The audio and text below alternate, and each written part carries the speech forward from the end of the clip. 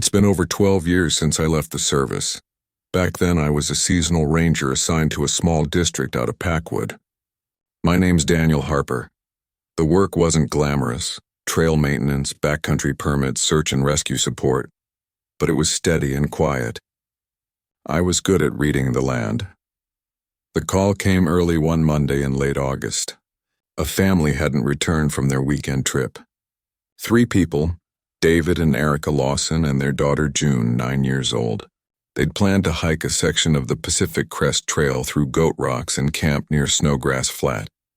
The route was well marked, and the weather had been perfect, clear skies, mild wind. It should have been an easy outing. By Tuesday morning, their car was still at the trailhead.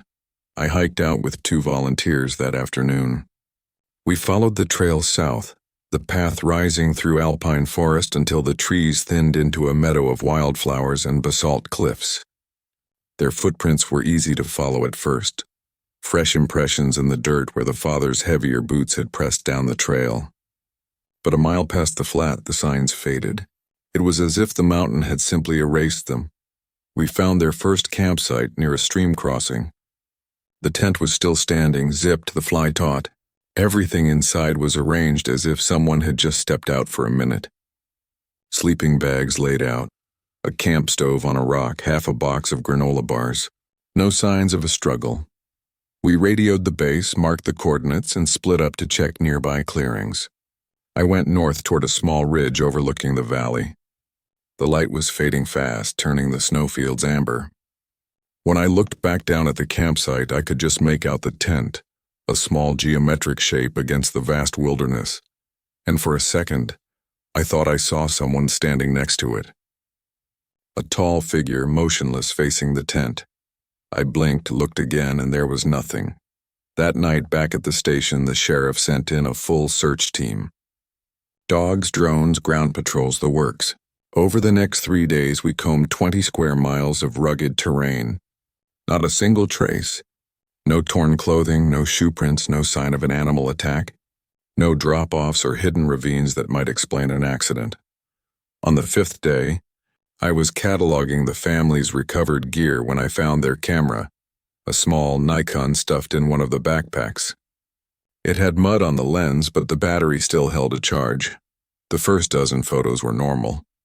The 3 of them smiling at the trailhead, posing by the waterfall near Goat Lake. The father broad-shouldered, laughing. The mother squinting into the sun, the little girl in a pink fleece jacket flashing peace signs. But as I scrolled further, one shot showed the same family, but something was wrong with the background. At first I thought it was motion blur, a figure between the trees out of focus. Then the next frame showed it again, closer this time, still blurred but distinct in shape. Tall, thin, with shoulders too narrow like it had been stretched vertically. I flipped through the rest in silence. The sequence continued, each photo taken seconds apart. The father holding up the camera, then turning, then the mother's face frozen mid-expression, and behind them, between the trunks, that same figure, closer. In the last photo, the image was nearly filled with it, grayish, featureless. The faint outline of a head but no visible face. That was the last picture. I didn't sleep that night. I saw the reflection of that blank shape behind the family, felt the impossible closeness of it. The next morning I printed the images and turned them over to the sheriff. He didn't say much, just frowned and muttered something about exposure distortion. But I could tell from the way he avoided my eyes that he'd seen what I saw. The search went on for 2 more weeks. Nothing. No remains. No gear. No sign they'd ever left that campsite. Eventually, the case was suspended. I stayed on through the fall, but the forest no longer felt the same. Once, while checking a weather station near Goat Lake, I found a set of footprints in the mud, bare, human-shaped, but far too long, the toes splayed wide like hands. They ended at the water line and went no farther. By October, I put in for reassignment. The night before I left, I went back to the original campsite. The forest was colder now, the meadow dead and gray. I stood by the fire ring half buried in frost and tried to imagine what had happened here. Maybe they'd gotten lost, wandered off the path and fallen somewhere unreachable. Maybe. But there was a part of me that knew the forest had taken them, just swallowed them whole. As I started back toward the trail, I heard something move behind me. I turned and saw nothing but dark trees. Then immediately I saw the shape. It was standing about 20 yards away, tall, motionless, just a vertical shape, darker than the darkness around it. I stared for maybe 5 seconds before my instincts finally screamed at me to run. I don't even remember getting back to the truck. I transferred south to Oregon that winter. A quieter post, less traffic. I thought I'd left the mountains behind, but the dreams came almost every night. 2 years later, I got a call from an old colleague still stationed near Goat Rocks. They'd found something. A blue fleece jacket, child-sized, half buried in snowmelt near the edge of Conrad Meadows. DNA confirmed it was June's. No other evidence nearby, just the jacket. I finally quit the service. It wasn't a decision so much as a surrender. I couldn't go back into the woods without feeling that same oppressive stillness pressing down on me. I tried to move on. Last winter, I was driving through Yakima to visit my sister. Heavy snow had closed the main route, so I took a detour along Highway 12 near the base of the Cascades. It was late, maybe 1 in the morning. The forest on either side was a blur of white and shadow. I remember thinking how familiar it looked. The same pines, the same snow-crusted ridges. I slowed the truck as I came around a bend, and that's when my headlights caught something. A man standing on the shoulder facing the trees. He wasn't waving for help, just standing perfectly still. He wore no jacket, no hat, just dark clothes that looked soaked through. I slowed, rolled down my window to call out, and that's when he turned his head. There was nothing there. No face, just smooth, pale skin reflecting the headlights like porcelain. I must have blinked because when I looked again, he was gone. I didn't stop. I didn't even breathe until I'd cleared 20 miles of road. For days afterward, I kept trying to convince myself. But then I thought about the camera, the photos, the way that thing always seemed to move closer in silence. A few months ago, a hiker sent me an email. He'd gotten my name from an old incident report. Said he'd been backpacking near the Pacific Crest Trail, just north of Goat Rocks. He'd found something strange carved into a tree near the ridge. He asked if it might have something to do with a missing family from years ago. Never wrote him back. I've come to accept that I'll never really leave those mountains behind. My name is Gasa Clara Whitfield, and what happened to me on the Pacific Crest Trail still keeps me awake at night. I've worked with the National Wildlife Federation for nearly 10 years, studying migratory patterns of birds along the western ranges. I've seen mountain lions, bears, the aftermath of avalanches and wildfires, but nothing in my career prepared me for what I encountered last November. Deep in the wilderness, a stretch of the Pacific Crest Trail that most hikers skip once the snow starts rolling in. I had set out for a 3-day solo survey, cataloging late-season bird movements before winter shut everything down.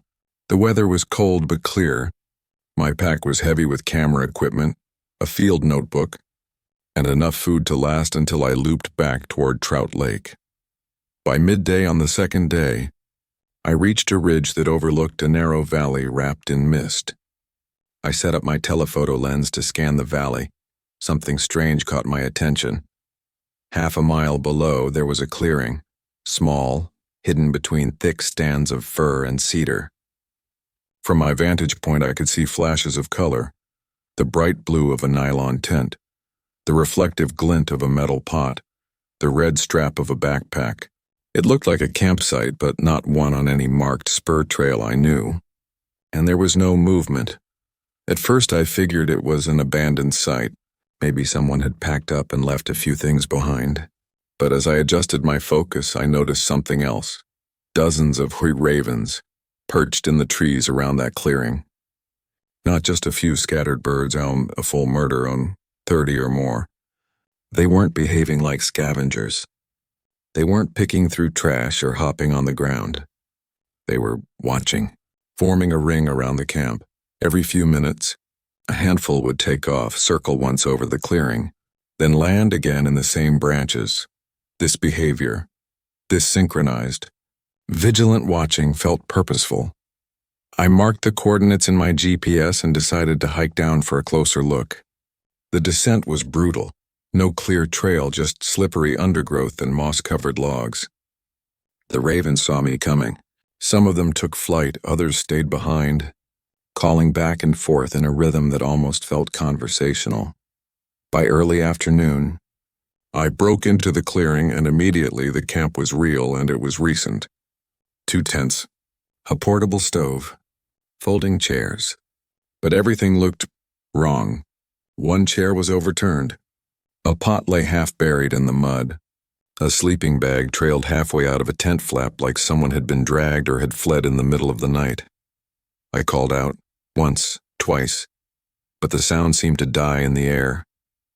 The ravens, now silent, lined the branches above me like an audience waiting for me to notice something.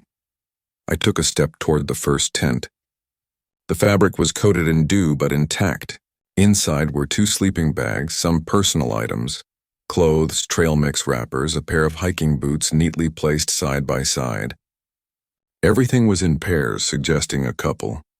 On the ground between the bags were 2 laminated hiking permits. Nathaniel and Margaret Cole, both from Oregon.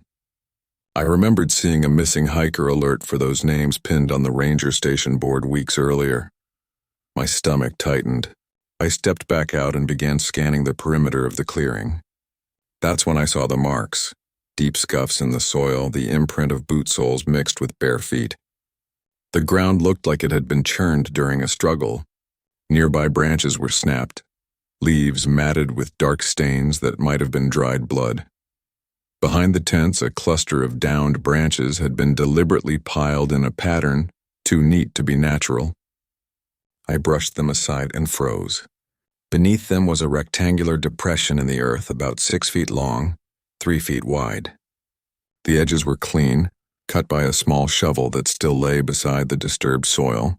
Whoever had dug it had done so recently. The smell of damp earth and decay seeped up as I knelt to photograph it. I realized, with a sick jolt, that it was a grave, empty. Someone or something had dug here, buried something, and then returned to dig it back up. The ravens began to croak again, louder now, fluttering from tree to tree above me. One swooped low, landing on the ground a few feet away, fixing me with an unblinking black eye. It cawed once sharply, then looked toward the opposite end of the clearing, toward the forest. That's when I heard footsteps. Slow, heavy, coming from the trees beyond the camp. My first thought was relief. It must be a ranger. I backed away from my grave and crouched behind a fallen log, raising my camera instinctively. A man stepped into view. Tall, broad-shouldered, dressed in camouflage hunting gear stained dark at the sleeves and knees. His face was weathered, beard streaked with gray, but there was something in his expression that made my skin crawl, like someone utterly at ease in this desolate place. He carried a heavy backpack and a short-handled shovel strapped to it. He didn't see me. Not yet. He went straight to the disturbed patch of earth, dropped to one knee, and began to inspect it, muttering under his breath. He tossed the shovel aside and started clawing at the soil with his hands as if searching for something that was no longer there. The ravens went wild. They dived at him in bursts, screeching, beating their wings. He cursed at them, swatting, but they kept coming. Dozens of them harassing him until he stumbled back, covering his face. The sound was deafening, a living storm of wings and rage. I lifted my camera, snapped a photo, then another, and another. I don't know why. I guess some part of me thought evidence would keep me safe. That's when my elbow brushed a loose branch behind the log. It cracked, loud. The man froze. His head turned sharply in my direction. For a few seconds, we just stood in silence, him scanning the trees, me holding my breath. Then he started moving, circling the clearing, eyes narrowing as he peered between the trunks. I could hear the crunch of his boots drawing closer. I didn't think. I just ran. The ravens exploded from the canopy, following me. Behind me came the crash of pursuit, heavy footsteps, snapping twigs, the grunt of someone forcing his way through brush. At one point, I risked a glance back and saw him between the trees. Moving fast, eyes locked on me. I reached the upper trail. My lungs were on fire.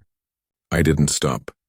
I followed the switchbacks until I saw another hiker ahead, a young couple heading southbound. I must have looked insane, stumbling out of the forest, mud-streaked, gasping about someone chasing me. One of them had a satellite phone. The call to rangers went through within minutes. By nightfall, rescue teams and deputies were combing the valley where I'd found the camp. I gave them my GPS coordinates, the photos, everything. When they returned near midnight, their faces told me enough. They'd found the site exactly as I described. The tents, the grave, the blood, and other things. Evidence that linked to at least 4 missing hikers over the past 2 years. But they hadn't found the man. When they questioned me, one of the officers mentioned something I can't forget. He said ravens had gathered in the trees around the site during the search. Hundreds of them. Weeks later, when I reviewed the photographs on my laptop, I found one I didn't remember taking. It must have been captured when I lifted the camera in panic. It showed the man half turned toward me, face partially shadowed, eyes fixed in my direction. But behind him, in the blur of motion, were ravens. Law enforcement never released the image publicly. They told me it was sensitive evidence. I think they were afraid of what it suggested. The official reports say the case remains open. They think the man is still out there, moving between trail sections, taking advantage of the off-season silence. Every year, more hikers vanish somewhere between Rainier and the Columbia Gorge. My name's Daniel Whitmore, and I've got a story to share, one that's been sitting heavy in my mind for the past 6 years. Back in early September, I set out on a 5-day solo hike along a section of the Pacific Crest Trail, deep in southern Washington. That year, though, the trail had been emptier than usual. Wildfires further south had closed parts of Oregon, and traffic up here had dropped off. I didn't mind. Solitude was the point. The first day went easy. I started near White Pass and made my way south, crossing meadows littered with lupine and asters. By dusk, I found a small clearing near a stream and set up camp. I remember thinking it was almost too quiet. The second morning, I met a guy. He came up the trail from the south just as I was finishing breakfast. Tall guy, maybe late 40s, lean and weathered in that way people get from too much sun. He wore an old external frame pack and had a thick beard streaked with gray. At first glance, he looked like any other through hiker, dusty, tired, polite. "Morning," he said, stepping onto the flat near my camp. "Didn't expect to see anyone up here." We talked for a few minutes. He said his name was Martin. Said he'd been hiking on and off for years, mostly alone. There was something off about his smile, tight, practiced, but I brushed it off. I've met plenty of odd hikers. Solitude can make people twitchy. Before he moved on, he asked which way I was headed. When I told him I planned to camp near Snowgrass Flats that night, he gave a small nod and said, "That's a good spot. I might see you there." I didn't think much of it until that evening when I rolled into the flats and saw his tent already pitched not 50 yards from mine. He waved when I came through the trees. "Guess I beat you to it," he said. We chatted over dinner. Well, mostly he talked. He asked strange personal questions. Where I lived. Whether I usually hiked alone, if anyone knew my itinerary. I answered automatically. But halfway through the conversation, I started realizing how specific he was getting. When I asked about him, his answers drifted, vague and circular. As darkness crept in, I made an excuse about being tired and retreated to my tent. I zipped the flap and lay listening to the forest. For a while it was still. Then I heard crunching, soft footsteps moving through the duff just outside. They paused near my tent, then shifted. A low cough, a whisper of movement. But when I peeked through the mesh, I saw the shape of a man standing just beyond the glow of my dying campfire. He wasn't moving. Just facing my tent, my throat went dry. I wanted to call out, but something in me froze. After a minute, maybe two, he turned away and walked back toward his own camp. I barely slept. The next morning, he acted normal, cheerful even. Offered me instant coffee as if nothing had happened. I told him I wanted to push ahead to the knife's edge before noon, and he said, "Mind if I tag along?" Always better to have company up there. Every instinct screamed no, but saying it out loud felt risky, so I smiled thinly and said sure. We hiked together most of the day. Around midday, we stopped at a lookout and he started talking about fate. About how paths cross for reasons. By early evening, I decided to make camp short of Old Snowy, near a basin with some tree cover. He followed without asking. That night, I set my tent a little farther from him, closer to the stream. Sometime after midnight, I woke to crunching again. My tent fabric glowed faintly from the moon, and through it I saw a silhouette. Someone crouched low near my pack. I whispered, "Martin?" No reply. The shape froze, then slowly rose and walked off into the trees. At dawn, my pack was half unzipped. Nothing missing, but my map had been moved. That's when the pit settled in my gut. I told him over breakfast that I'd changed my plan, that I was cutting the trip short and heading back north. He didn't argue, just stared at me expressionless. When I started packing, he said, "No point turning around now. The trail's better ahead. I can show you a shortcut." I mumbled something about wanting to beat the rain and left. For the next couple of miles, I kept glancing behind me. He wasn't there. Relief started to creep in, until I stopped for water and found fresh boot prints in the mud leading right up to where I stood. Then veering off into the brush, he was circling me. By late afternoon, the sky had darkened, thunder rolling over the ridgeline. I pushed hard to reach a marked campsite near Cispa's Pass, but when I arrived, his tent was there again. Right in the center. He came out as if expecting me. "There you are," he said, smiling. "Thought you might have gotten lost." I told him straight that I wanted him to leave me alone, that I didn't appreciate being followed. Then softer, he said, "You think you're alone out here, but you're never really alone, Daniel. I've been watching you for a long time." I'd never told him my last name, but hearing him say Daniel like that, intimate, familiar, made my stomach turn. "I don't know what you're talking about," I said. Backing away, he stepped closer. "You plan your hikes months in advance. You favor the north sections early fall. You like to start before sunrise, and you always camp near water. You make yourself easy to find." I didn't respond. I just turned and walked fast. I could feel his eyes on my back. For the next mile, I half ran until I reached a fork with a small unmarked spur leading east. I took it without thinking, hoping to lose him. When I finally stopped to catch my breath, I heard another set of steps, slower, deliberate, somewhere behind me. I pushed on until I stumbled into a small clearing. I dumped my pack and listened. Nothing. No wind, no birds. Just the quiet hum of tension crawling through my skin. I was deciding whether to backtrack when his voice drifted out from the trees. "You shouldn't have come this way, Daniel." I spun around. Couldn't see him, but I heard the crackle of leaves maybe 20 feet off. He stepped out slowly, no pack this time, just holding something small in one hand. I couldn't tell if it was a knife or a multi-tool, but the way he held it made my throat close. "I wanted to talk," he said softly. "You keep running." I took a step back. "Stay where you are." He tilted his head. "You don't remember me, do you?" He smiled when I didn't answer. "We met years ago, near Crater Lake. You asked me about a detour after the storm. You thanked me for helping you find the route. I never forgot." Something about his tone, possessive, almost affectionate, made my stomach lurch. He'd been following me for years. While he talked, I slowly crouched, pretending to adjust my bootlace. Then I grabbed a handful of dirt and threw it toward his face. He flinched, just enough for me to lunge past him. I ran blind, crashing through the trees. Branches ripped at my clothes, roots caught my feet, but I didn't stop. Behind me, I heard him shouting my name, the sound getting smaller, then swallowed by the wind. By some miracle, I hit a faint trail again, one I didn't recognize but that angled downhill. I followed it until the trees thinned and I spotted a glimmer of metal through the brush. A signpost, weathered but legible, pointing toward a ranger access road. I didn't stop until I hit gravel.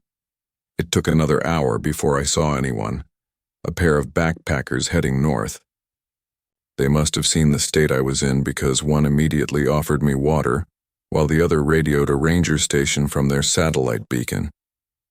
When the ranger met me at the trailhead near Chambers Lake, I told him everything. Every detail. They sent a search team that evening, but when they reached the clearing I described, there was no tent. Just a small pile of ashes from a dead campfire and a few boot prints leading into nothing. A week later, an officer called to follow up. Said they'd found a few of the same prints near another section of trail farther south. Then he asked if I'd ever heard of a man named David Marks. I hadn't. Turns out that was his real name. He'd been wanted for questioning in several disappearances along the Pacific Crest, mostly solo hikers who never came back. They never caught him. I don't know if it was really him. If you ever hike through those sections alone, stay alert. Don't share your plans with strangers. I used to think I'd seen just about everything the wild could throw at me. I'd been a ranger for years in the Mount Jefferson Wilderness in Oregon, a remote, rugged section of the Pacific Crest Trail. It's also the kind of place that reminds you how small you are. People go missing out there sometimes. Usually it's accidents, bad weather, injuries, poor planning. It was late in the season when most of the summer hikers had cleared out, and the forest starts to go quiet again. I was stationed at one of the backcountry ranger cabins about 3 miles from the main station, a cluster of old log buildings built back in the 1960s. There were a few of us rotating shifts out there, but that evening it was just me. I didn't mind. Solitude is part of the job. You learn to find comfort in it. That evening was calm. The sky was clear. I made a quick dinner, read for a bit, and was just about to turn in. The windows were open to the night air, and the forest outside sounded alive but peaceful. Crickets, wind through the pines, the distant call of an owl. It was the kind of quiet that feels earned after a long day. Then I heard voices. I thought it was the radio. I had it on the desk near the window, but the sound was coming from outside. Then came pounding, urgent, desperate on my cabin door. When I opened it, 2 women practically fell inside. Both were in their early 20s, filthy, terrified. One of them had a jacket tied around her shoulder, and blood had soaked completely through the cloths. Her friend was holding her up, crying and trying to talk over her. I got them inside, sat them down, grabbed my first aid kit. The injured one was shaking badly. When I peeled back the jacket, I froze. The wound wasn't a scrape or a cut, it was a bite. Deep, ragged, like human, flesh torn, bruising already spreading. I've seen animal attacks before, bear, cougar, but this was different. The spacing of the teeth, the shape, there was no question. I wrapped the wound tight, did what I could to keep her calm. Once she could breathe again, I asked what happened. They told me they'd been hiking a section of the north of Marion Lake. It was supposed to be a simple overnight trip. Around dusk, as they were approaching a campsite near Hunt's Cove, they started hearing someone behind them on the trail. Footsteps heavy but keeping pace with them. They called out, no answer. The steps would stop when they stopped. Start again when they moved. They thought maybe it was another hiker trying to catch up. But when they turned around with their headlamps, they saw a man standing about 20 feet behind them. Naked, filthy, his skin smeared with what looked like mud, or maybe blood. His hair was long, tangled, hanging in ropes, and he was smiling. Before they could move, he charged. He was on them in seconds, knocking one to the ground. That's when he bit her. The friend kicked him, screamed, did whatever she could, and he finally rolled off, curling up and making this high, keening sound like an animal caught in a trap. They took off running, dropped their packs, everything. They ran through the dark for nearly half an hour until they saw the glow from the ranger cabins. I radioed my coworker, Mike, whose cabin was about 200 yards away. He came right over with his sidearm in a spotlight. When he saw the bite wound, his expression said everything. He didn't question it for a second. We got the women settled, called for medical evac, and decided one of us should check the trail while the other stayed with them. I grabbed my flashlight, my sidearm, and a ranger jacket, then stepped out into the dark. I followed the women's route back along the trail toward Hunt's Cove. After about 10 minutes, I found their backpacks lying in the middle of the trail, torn open, contents scattered. They'd dropped everything in a panic. I kept going slower now, weapon ready. That's when I saw him. A shape crouched low near a pile of rocks about 40 yards ahead. I raised my flashlight and froze. He was exactly as they described. Naked, skin gray with filth, hair hanging in thick mats. He was crouched over something, making wet chewing sounds. When my light hit him full on, he jerked his head up, and his eyes reflected green in the beam, like an animal's. In that moment, I saw what he was eating, a rabbit torn apart, half of it still in his hand. Blood all over his face. I shouted, identified myself as a ranger, ordered him to get on the ground. My voice came out stronger than I felt. He didn't move, just stared at me. Then slowly he stood. He was tall, well over 6 feet, though emaciated, and his smile stretched too wide across his face, teeth stained dark. I repeated my command, hand tightening on the grip of my pistol. That's when he spoke. "Are you alone?" He tilted his head, studying me, and for the first time I realized this wasn't a random attack. He was thinking, calculating. Then he dropped the rabbit and bolted, straight into the trees with a speed that didn't seem possible for someone barefoot and malnourished. I took off after him, shouting for him to stop, but within seconds he was gone. Just gone. I stopped and listened. The forest had gone dead silent. That silence was worse than anything. After a minute, I backed out slowly, flashlight sweeping every direction until I was back on the main trail. When I finally saw the glow from the cabins again, I don't think I've ever been so relieved in my life. Law enforcement arrived within the hour. 2 sheriff's deputies and a medic team. The injured woman was airlifted out. Her friend gave a full statement. Both were in shock. The deputies called in search and rescue by dawn, and within 24 hours we had a full-scale manhunt underway. They brought dogs, drones, thermal imaging, everything. For 2 days the woods were crawling with people. They found sign of him, footprints, broken brush, bones. Then they found his camp. It was hidden in a natural depression not far from the South Brightonbush Trail, maybe 2 miles from where I'd first spotted him. You could walk 10 feet away and never know it was there. Inside, they found a makeshift shelter of branches and tarp scraps. The smell hit first. Rot and smoke and something worse underneath. There were bones everywhere. Some animals, some not. They found old camping gear, half-burned wallets, and driver's licenses from people who'd vanished years earlier. One was from a woman reported missing in 2017. Another from a hiker whose body was never recovered 2 summers before. Forensics later confirmed several of the bones were human. He'd been living out there for years, surviving off the land, hunting, scavenging, God knows what else. The investigators said it looked like he'd moved camp several times, always staying near sections of trail that went quiet after dark. They searched for over a week. Never found him. There were theories. Some said he'd fallen into one of the canyons. Others thought he'd escaped north into the Three Sisters wilderness. But if you spend enough time in the forest, you start to understand how easy it is to disappear. After the investigation, the story hit the local papers. Human remains found in Mount Jefferson Wilderness. It made the evening news for a few days, but no one ever linked it to the 2 women. The report just said the Park Service had increased patrols.